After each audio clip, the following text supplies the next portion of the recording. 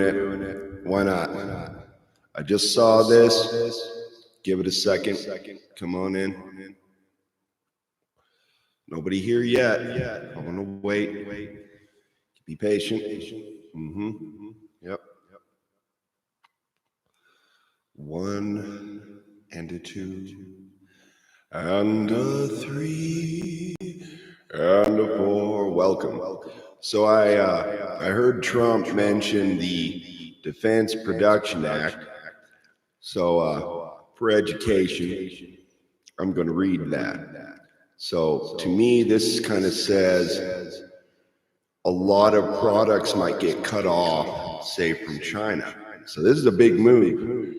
As it rolls out, you're like, okay, so here I am. Wikipedia, you want to pull it up. The Defense Production Act, all right, is a United States federal law enacted on September 8th, 1950, in response to the start of the Korean War. It was part of a broad civil defense and war mobilization effort in the context of the Cold War. It's implementing regulations. The defense priorities and allocation system are located at 15 CFR, the Council on Foreign Relations, right? Since 1950, the Act has been reauthorized over 50 times. It has been periodically amended and remains in force. Okay, so that's what Trump enacted. Provisions. The Act contains 3 major sections. The first authorizes the president to require businesses, here's the big one, to sign contracts or fulfill orders deemed necessary for national defense. The second authorizes the president to establish mechanisms such as regulations, orders, or agencies to allocate materials, services, and facilities to promote national defense. Yep. That's right. Worldwide, all the borders are getting sealed off to all these countries. This is a big deal. Catch me? I have never seen it at this level. Never in my entire life. Okay? The third section authorizes the president to control the civilian economy. Kaboom. That's, semi-martial law. Okay? Easing into civilian economy so that scarce and or critical materials necessary to national defense effort are available for defense needs. That means they can appropriate whatever they want from private business. That's right. The act also authorizes the president to requisition property. Did you hear this? Force industry to expand production and the supply of basic resources. Impose wage and price controls, settle labor disputes, control consumer and real estate credit. See, real estate, that's land.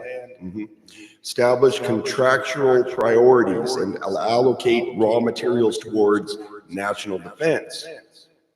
The president's authority to place contracts under the DPA is the part of the act most often used by the DoD, Department of Defense, since the 1970s. Most of the other functions of the Act are administered by the Office of Strategic Industries and Economic Security in the Bureau of Industry and Security in the Department of Commerce. The Defense Priorities and Allocation System institutes a rating system for contracts and purchase orders. The highest priority is DX, which must be approved by the Secretary of Defense. The next level down is the DO, and below that are unrated contracts. Okay, moving down, usage over time, Korean War era usage. Okay, I'm not gonna read all of these. Cold War, tool for innovation. Okay. All right. So you got 21st century usage. Well, now, as of today, March 18, 2020, President Trump announced plans to invoke the Defense Production Act in defense to the COVID-19 outbreak. There it is. Okay. So interesting. What did I say? Prior to any of this becoming big, What did I say about this year? Just saying. And I'm like, yep. Now, if we think about this in context of trade with China, okay? Now, the majority of all the cheap shit coming into Walmart and all these other places is coming from China, right? So what you have are people setting up shop where they farm out work, right? China produces it, but then the elite on top of it make the money. So this is a big deal. So what does this do? This forces the individual production to take place within individual nations rather than being dependent on countries outside. So from the cover, it looks pretty good, right? Overall, even though it's kind of shitty, it's going to force the United States to self-produce, all right? And in any kind of an emergency, the president could basically come in and take over a private business. Anything they want to do, they could just appropriate it. And that's what's up. So moving forward, I think it is key to not give into fear, right? Now, what also does this do? This makes it mandatory almost, right, to take a vaccine. Who's producing the vaccine? That's a question I have. I don't know. Just questions, right? So does it get to the point where people are literally forced to take a vaccine, right? Or in order to get job placement or whatever it is? I don't know.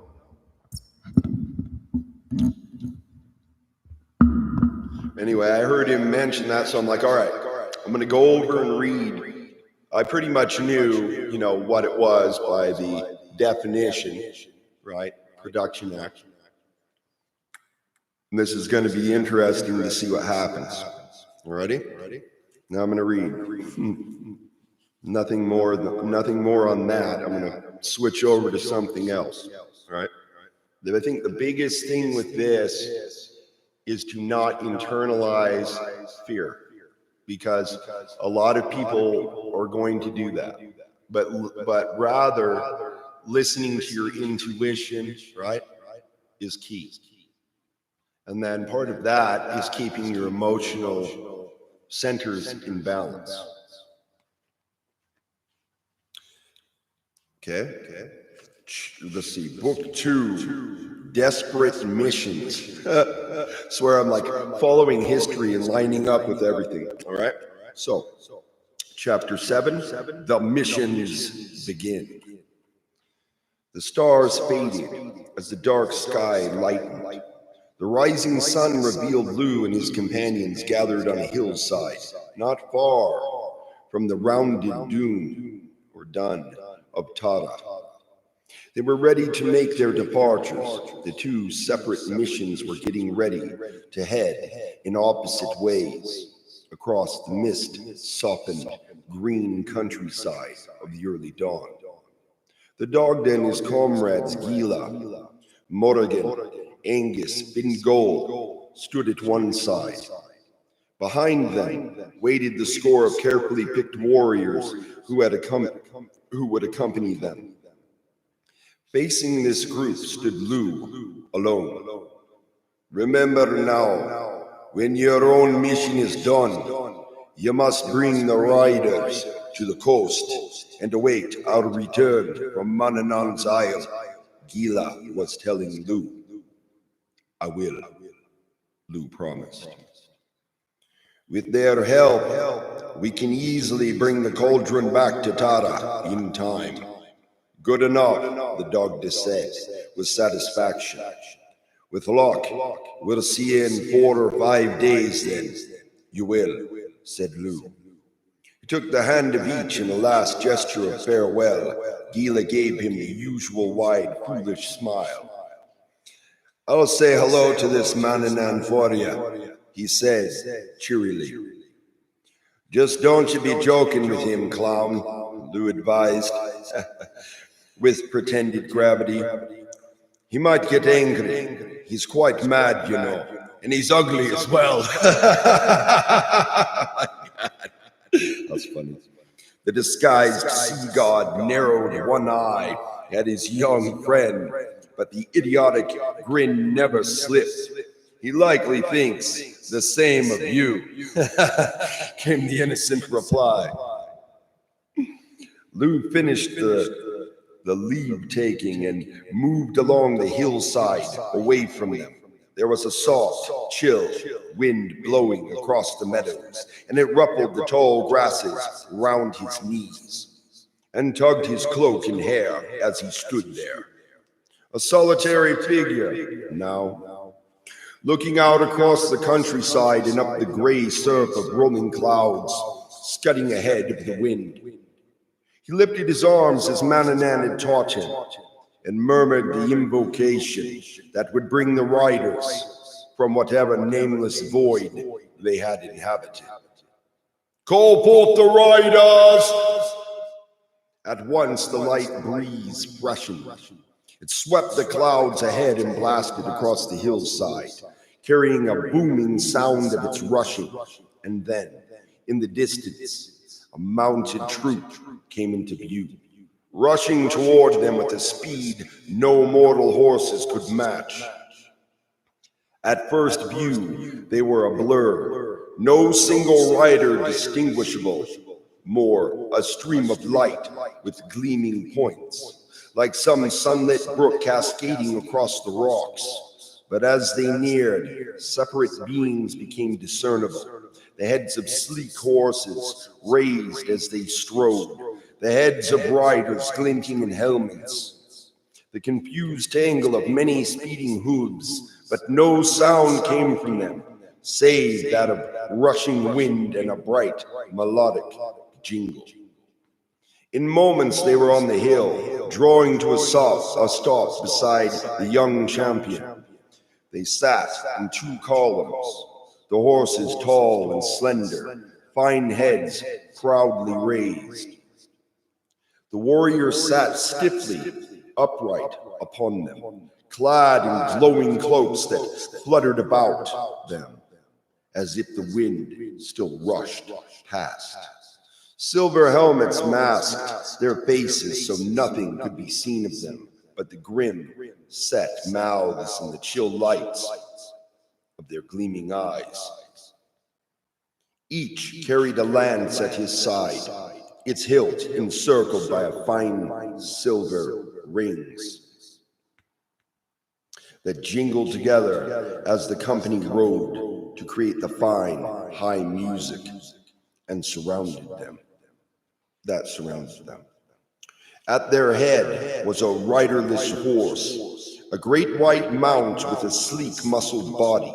It stood waiting, the energy within it making the body luminous, like a white cloud before the sun. Lou approached the horse and prepared to mount, but he paused and turned as someone called his name. Ain and Tolta were moving up the slope toward him. Tolta held back and let Ain walk up close to Lou, alone. The young woman laid a hand upon his and on the reins and met his smile with an emotionless face. Angry as I am, I had to come and give you a farewell, she said in a tightly controlled voice. All fortune ride with you, for the good of the Daedenons. They are all that matters now. Ain, he began, moving a hand to his shoulder, but she pulled back. No, she said curtly. There's no time for that anymore. You have to go. You are the champion of the Shi now. Before he could reply, she turned and walked away, her head high and her stride proud. The burnished hair shimmering like red fire about her shoulders in the early sun. His eyes followed her, and a knot tightened in the center of his chest.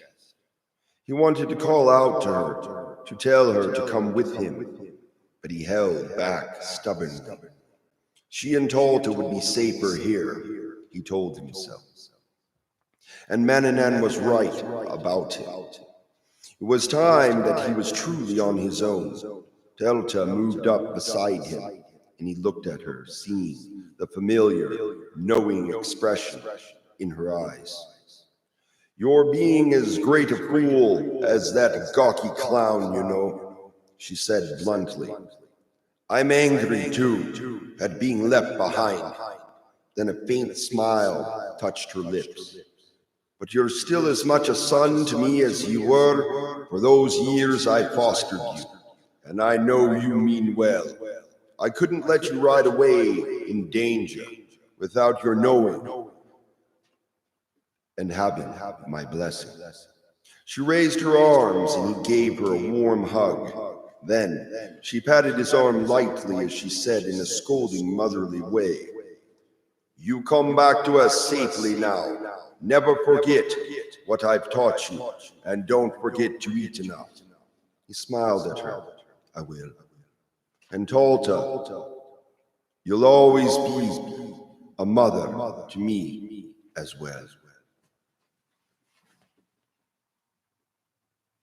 This was too much for the tough and seemingly stoic woman.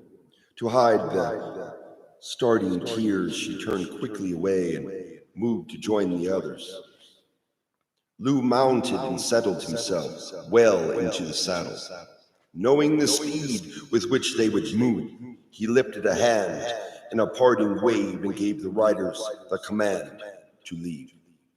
With a sudden roar and a sharp blast of wind, the Silver Company was off.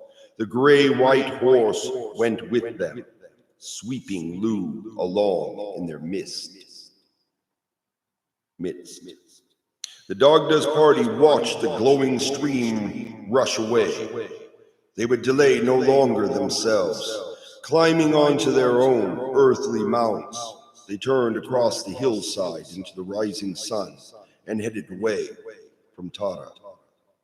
On the smooth hillside, only two figures were left, looking very lonely now as they stared after the rapidly disappearing company. The younger woman's face was still sternly set, but a single, betraying tear traced a bright path on the white cheek.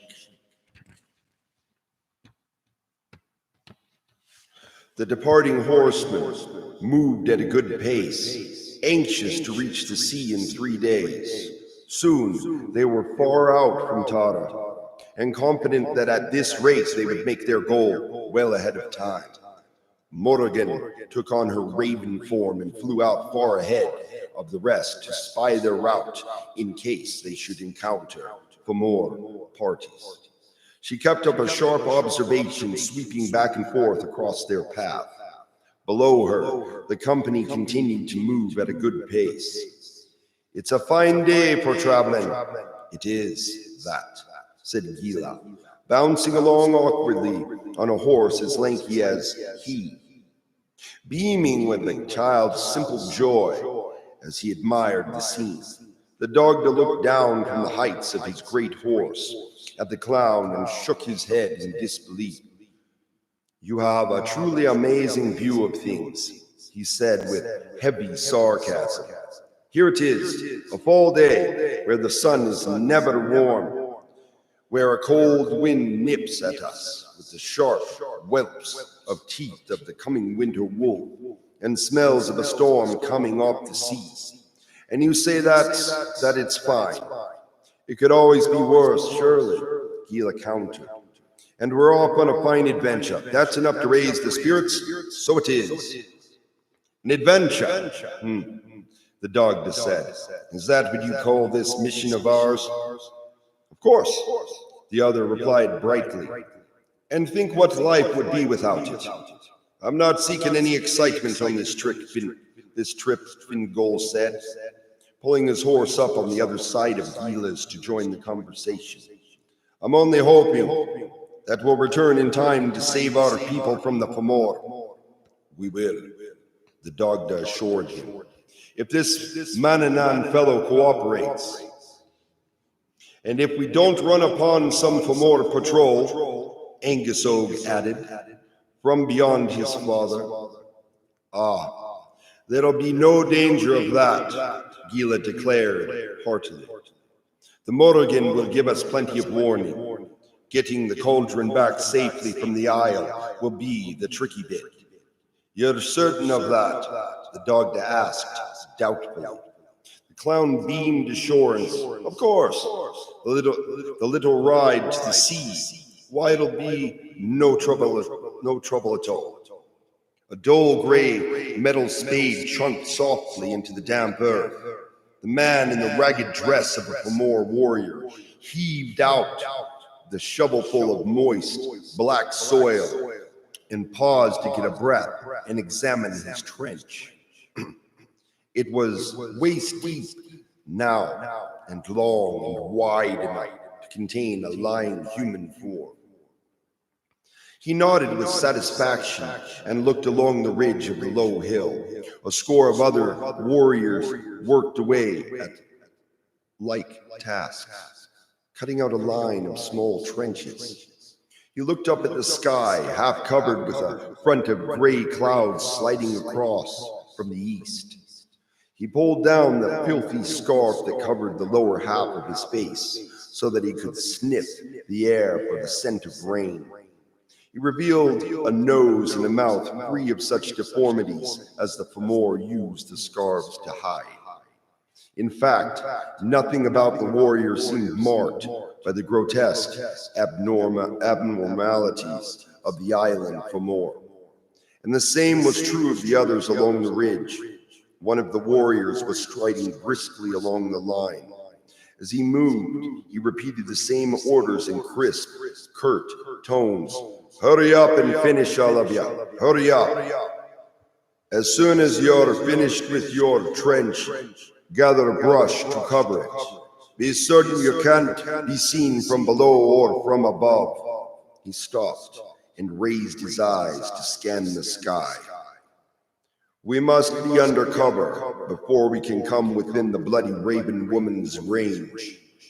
How much longer do you think it'll be, Captain? The first warrior asked.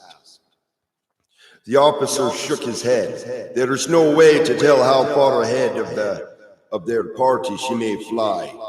We can't take any risks. There's no chance that they won't come this way. It's the fastest route to the coast, he said. And it's the way they've marked on their own charts. He pulled out a small packet and unfolded it into a large sheet of thin material marked by a detailed map of the countryside. He held it for the warrior to see, placing a finger on a line marked in red. You see, they'll move down this way, and then they'll come right here. He smiled and placed a finger on the valley. Gila Decaire put a long finger on the valley marked on his map and then checked the spot against the countryside. Ahead, the road dipped down into a cleft. The smooth hills, more steep, and here, let's see, the smooth hills they had been crossing since leaving Tara had become a bit more steep, and here they rose up to form a deeper valley. 1 point below them. Let's see. Okay, hold on. I'm going to take my glasses off. It'll be easier to read. Huh. One side rising in the rocky sheer face where it formed its narrowest point below. But beyond that, the land seemed to open up and wide, flat countryside was visible. Gila nodded with satisfaction. This is the last of this rugged bit, he told the others, grouped around his horse. It gets much smoother beyond the cleft. It can't be soon enough for me, the Dogda said, looking up with distaste at the hills bunched like great lurking beasts. The countryside is too confining, too many chances for surprises. Well then, let's get ourselves out of it with no delay, Gila urged. The Dogda gave the order and they started forward, moving into the valley and down toward the narrow cleft. The escorting Daytonon warriors rode in a tight wedge, point forward, sides forming a sheltered pocket for the Dogda and his companions. It was a cool afternoon, and still, as before a storm, the overcast was complete now. A low, even, rippling sheet of clouds masked the sun, softening the countryside with a haze of gray.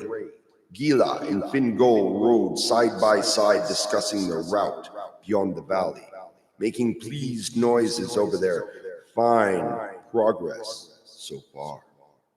Angus rode easily, engaged in light banter with two young warriors in the company. Overhead, Morrigan swept easily, lightly, almost playing on the faint currents of air, as if even the tough and wily bird woman had succumbed to the quiet and ease of the journey. Only the Dogda remained wary, the old veteran's sense of the dangerous that had kept him alive so long, preventing him from relaxing. They passed deeper into the valley that rose higher and higher. As they neared the bottom end, his eyes swung ever more restlessly back and forth, searching the hills on either side. He had just completed a probing examination of the ridge on his right and was swinging his head to the left when, in the tail of his eyes, he caught the flicker of something bright. Immediately, he jerked his gaze back toward it. It had been the briefest of glimmers, but he had seen it. He was sure somewhere up there along the hill's crest. But there was no sign of it now. No movement, nothing at all on the bare hillside, save for that row of brush along the very top. Nice place to hide. So that's how the Dogda would think. They were entering the deepest point of the valley, just before the cleft. A steep wall of bare rock rose on their left, the high slope and the hillside on their right. In moments, they would be through and into open country once again. Could have been stray sunlight on a piece of shiny stone or a pool, he told himself. But his battle instincts told him it was not. It was a glint of metal, and that meant a weapon. Something was wrong. He opened his mouth to call a warning to Angus, but even as the first words started from him, the warrior riding beside his son jerked sideways and toppled heavily from his mount. There was no sound. The warrior gave no cry. The rest of the party continued on, not even aware. But Angus pulled up his horse in shock and stared down at the body crumpled below him, stared without comprehension at the thin shaft of gray that stuck from the chest. Only the Dogda realized what was happening. "Everyone look out!" he bellowed. "We're in a trap!" And as he spoke, death began to rain upon them. Half a dozen of their warriors were struck at once. Some fell or were knocked from their horses by the force of the impact. One slumped forward while another maintained his seat, clutching the shaft embedded in his thigh. A horse was hit, staggering and falling sideways to roll its rider under. Another reared up, shrieking in its pain, and then dropped down. Other horses began to panic. There was instant confusion in the company. A young warrior right in front of Gila took a bolt through his neck, and it tore out, spraying his lifeblood with it. The disguised sea god searched round him, at a loss to know where these silent messengers of death were coming from. But the Dogda knew. He understood the meaning of the glimmer of light. "It's bowmen! It's bowmen on the ridge!" he shouted. "Angus, get the others out of this. I'm going after them." Gila now grasped what was happening. He too recognized the weapons being used against them and understood that the Dogda meant to stop them alone. As the champion turned his mount of the press and started up the slope, Gila shouted a desperate warning. "That's madness! You can't make it up that hill!" but the Dogda was already far up the slope, urging his horse ahead ever faster, charging directly toward the ridge as he lifted his huge battle axe to swing in one hand above his head. Then the hidden bowman realized what he meant to do, and more of the lethal darts began to fly toward him. The Dogda's horse was struck in the chest. It shuddered, and its forelegs collapsed under it at full gallop. I've seen that before. I'll explain it at the end. Its momentum drove it forward, pulling the Dogda over and crashing heavily atop him. Neither of them moved again. Down below, the rest of the party looked up toward the downed man, momentarily stunned by the swift and total defeat of the giant they thought of as invincible. "By all the powers," Fingal cried. "Is he dead?" "Never mind," Angus shouted. "Come on, we must get away from here." It was true.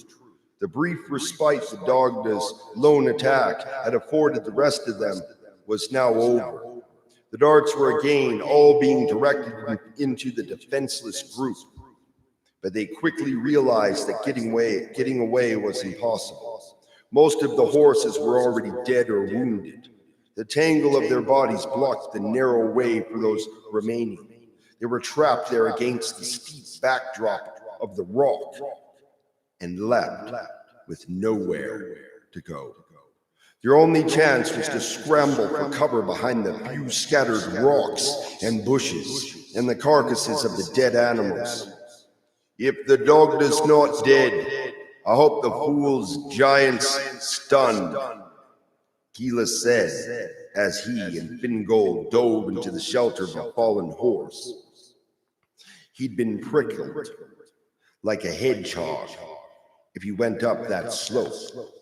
"What kind of weapon are they using on us?" Fingal asked. "It's a bow of marvelous kind," Gila told him. "I've seen them used before. They can shoot twice the distance of any other bow, and with twice the force and accuracy." "Look," cried Angus, pointing up. "There's the Morrigan." The black figure sailed above, then banked and began a tight spiral as she dropped toward them. "She's coming down," Fingal cried in alarm.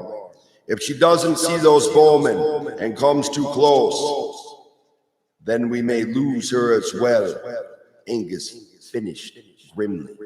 And they watched helplessly as the great bird swooped steadily lower into the range of the deadly bolts. And that is the end of that chapter. So the next chapter, chapter 8, will be Fingal's Mist. Let's take a break. Okay.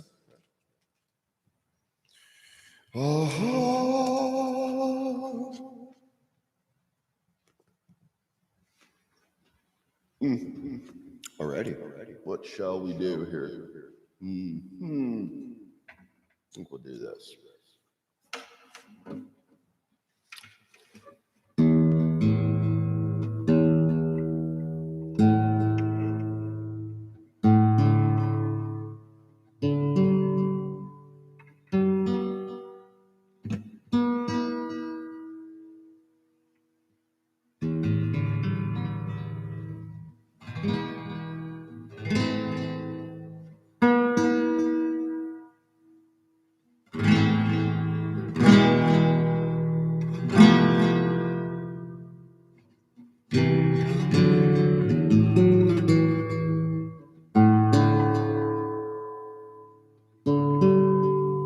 Okay, so I'll tell this story real quick. So I did the show in Jersey, Lakewood, at a park.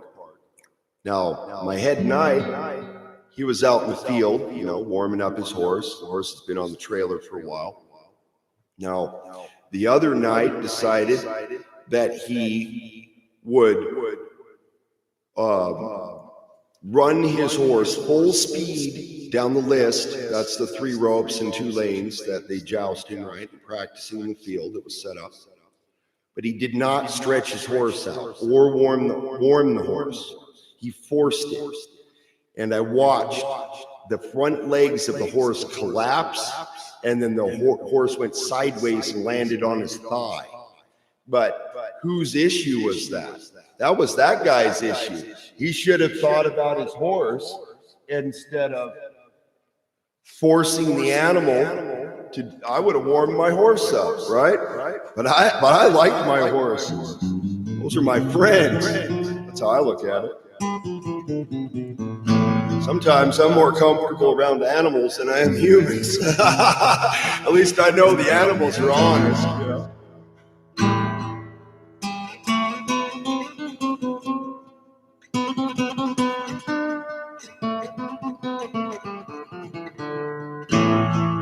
Stiff as I am, I keep going. I'm like, I'm going to be the light in the side of the door.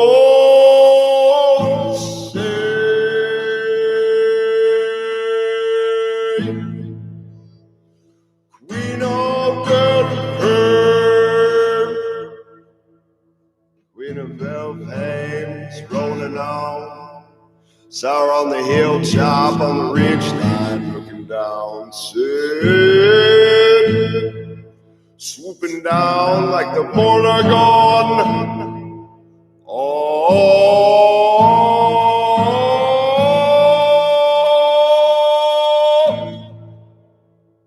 Open up my voice again. I know it's coming down. I told you long, long ago.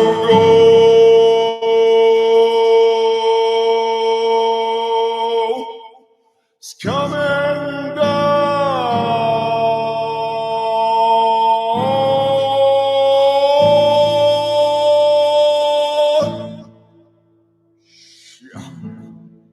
Shaking like a leaf, I know. Be on the ridge line looking down, better be sharp on the glint on the mountainside, Might be an enemy watching you on patrol, yeah. Whoa.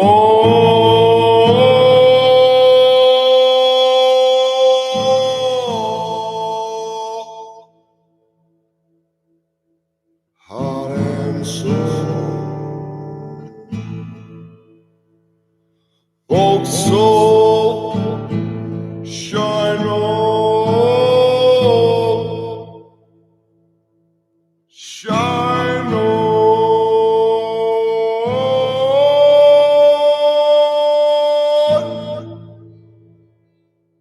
Rough as I am, keep it going on.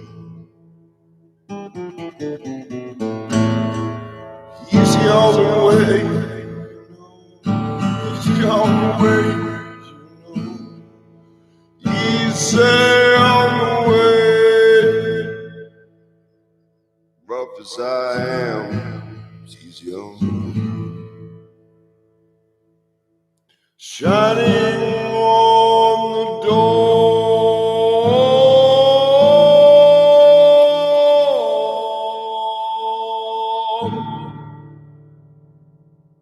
Got us some way. Sovereignty, shine, shine, shine, shine, oh.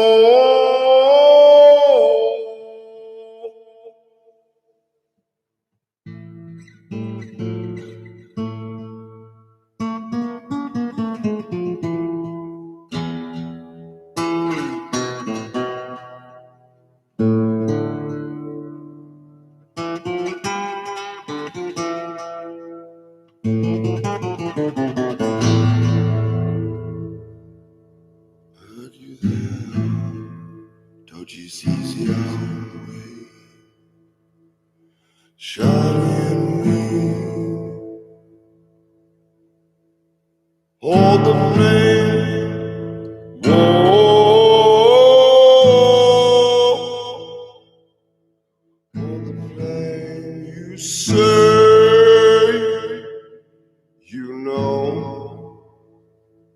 then hold the flame as you go on your way.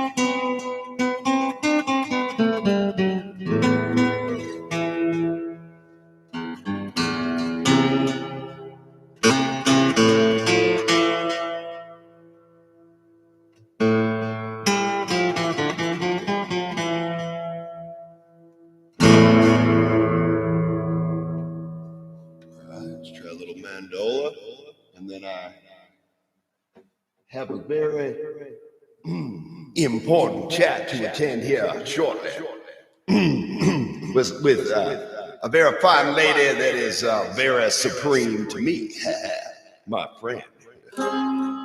Okay, focus. She looked like a blazing fire. She looked like a blazing fire. Whoa. She looked like a blazing fire.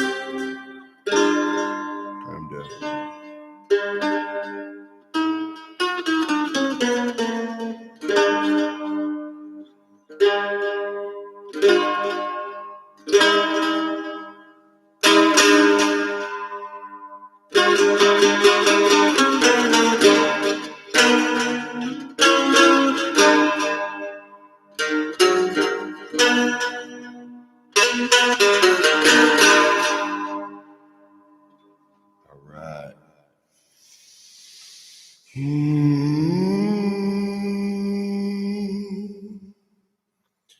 May the light of the sovereignty goddess shine within us. May the light of our people shine within us. That is our folk soul light.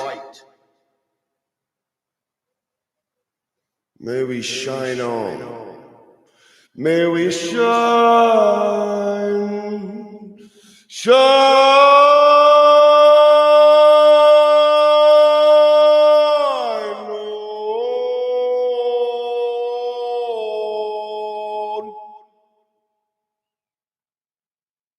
I always circle round. Rough as I am, I'm still here. And so are you. Take care. Oh, yeah.